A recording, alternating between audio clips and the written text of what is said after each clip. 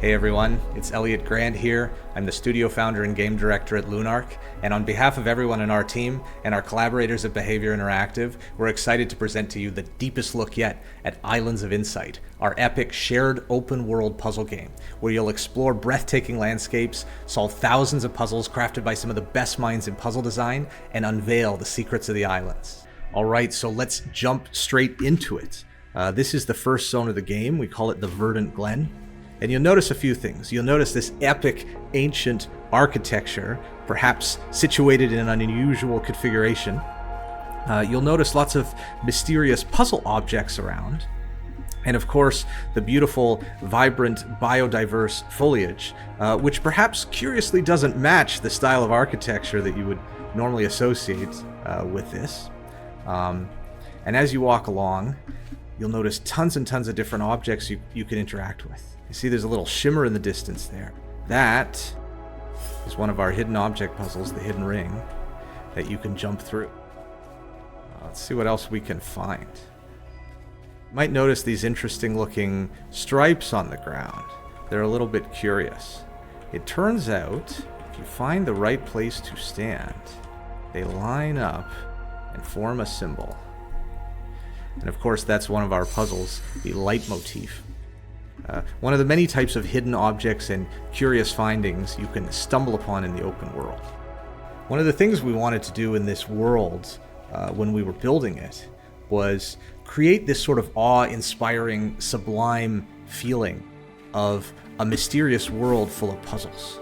And we wanted to give that vibe of, that kind of making your heart quake, catch in your throat, feeling of like, what is this? This is something bigger or more deeper than I expected.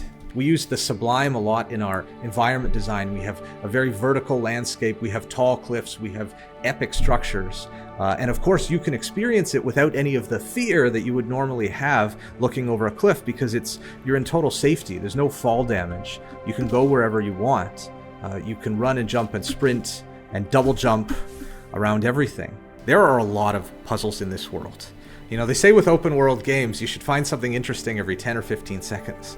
In Islands of Insight, it really is more like every 2 seconds. There are puzzles everywhere.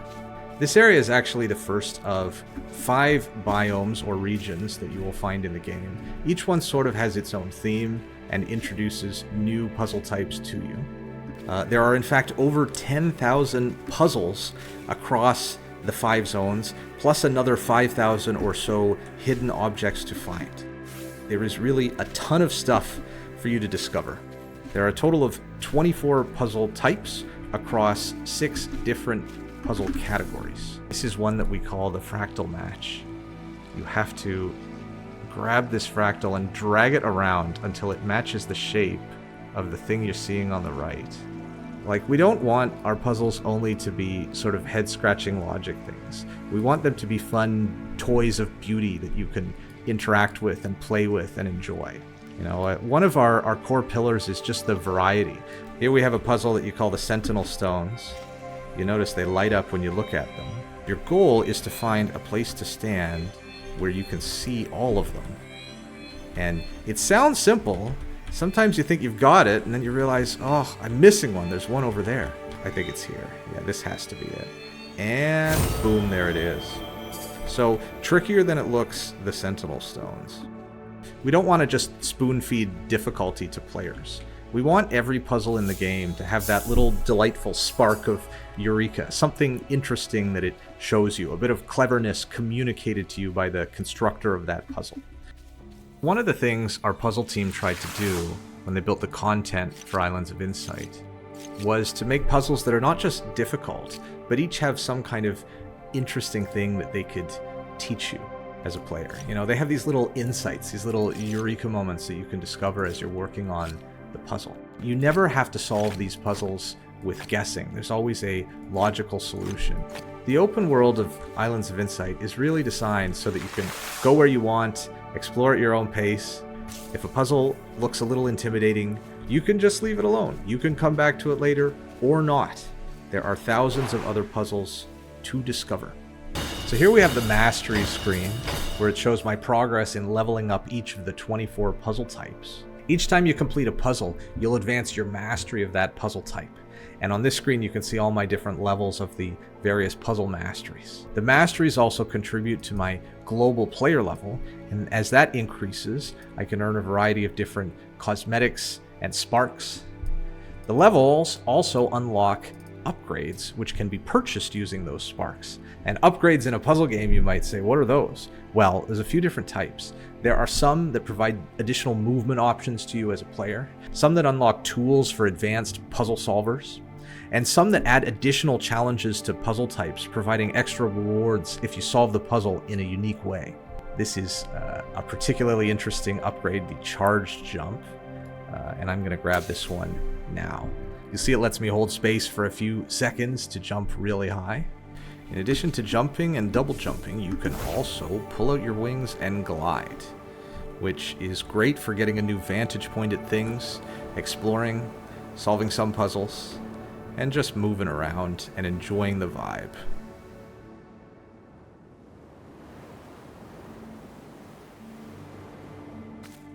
The puzzles in this open world, they refresh about once a day at different times for different puzzles, but at the same time for everybody, so that you and a streamer you're watching or a friend you're playing with can all experience the same world at the same time. And if you miss a puzzle because it despawned, don't worry, it will be back in due time.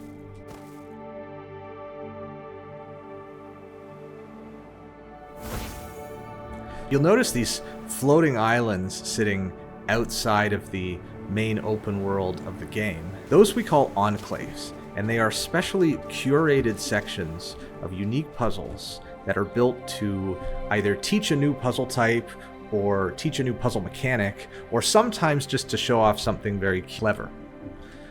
The Enclaves form a major part of the game's single-player campaign, and you will need to complete quite a few of them in order to awaken all of the different puzzle types in the game.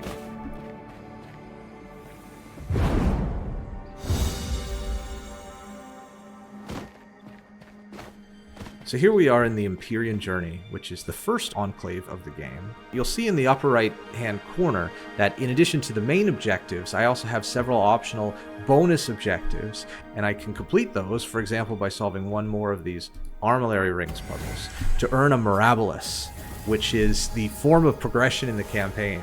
The Mirabilis is sort of this fractal thread of energy that forms the universe that we live in, and by collecting these you will awaken additional zones, enter their enclaves, and maybe even gain access to some secret ultra difficult endgame enclaves. Now that I've collected that Mirabilis, I have enough for my next objective in the game, which is to head to the second zone, which we call Lucent Waters. The theme is of course Greco-Roman architecture, but it also uses a biome that is inspired by the Caño Cristalis area of Colombia in South America, with these beautiful, colorful seaweeds.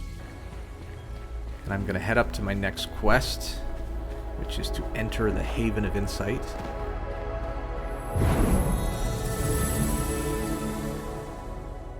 This is an area that we call the Haven of Insight. It's sort of one of the central zones of the game, right? It's sort of the lobby or hub area of the game. And in the middle we see the Great Pearl, and my next objective is to interact with it. And when I do that, I will awaken the second zone of the game, which will add it to my map and populate the map with a number of different objectives and quests for me to do. If I zoom into the map, I can sort of see what all the different stuff is. Each of these pips is a Mirabilis that I can earn by completing an objective of one of those quests. Up top here, you'll see my progression in the zone, and if I expand it, you'll actually be able to see each Mirabilis that I could earn alongside my puzzle collection, which tracks the individual puzzles that I can collect in each of the zones. The Great Pearls also enable fast travel, so I can teleport to one of the Great Pearls if I want to move there. You'll see my next quest is located here, here, and here. These are the three main enclaves of the Lucent Waters area, and I need to go there next. And I can maybe pick this one that I want to go to and put a map marker there. If I leave the map, then I will see that map marker as a giant beacon of light, which will guide me to my next destination. Another thing you'll find next to the Great Pearl is this, the Effigy of the Ancient One. You interact with this, you'll find the luminous quests. which are sort of additional bonus experiences that you can accept, which will award sparks to you for completing them. And let's see what else we can find.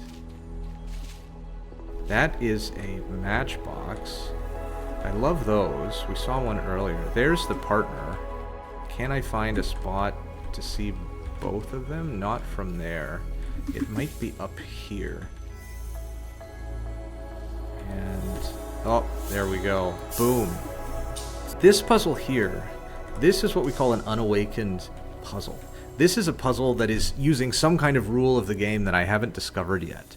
So I need to head to the enclave that awakens this puzzle in order to be able to complete it. Ooh, there's a hidden archway.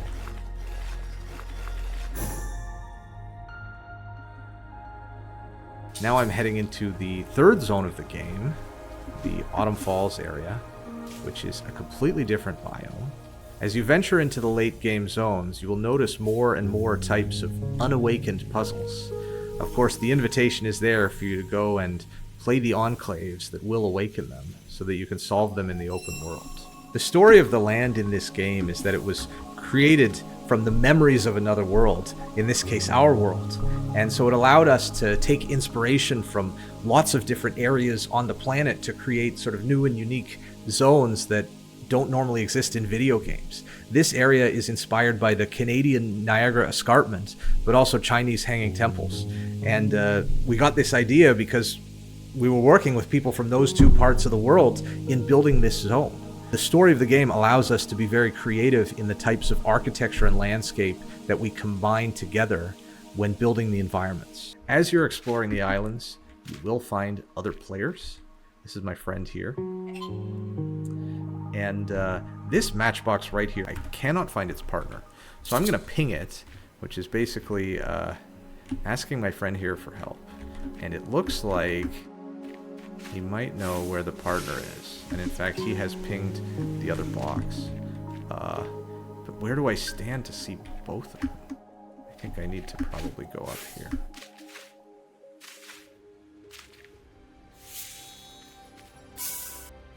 Here, my friend has graciously offered me some help, and I'll express my gratitude with an emote. And as I go back to my own journey, you'll notice I've walked straight through my friend. There's no collision between players, so other players can never get in your way.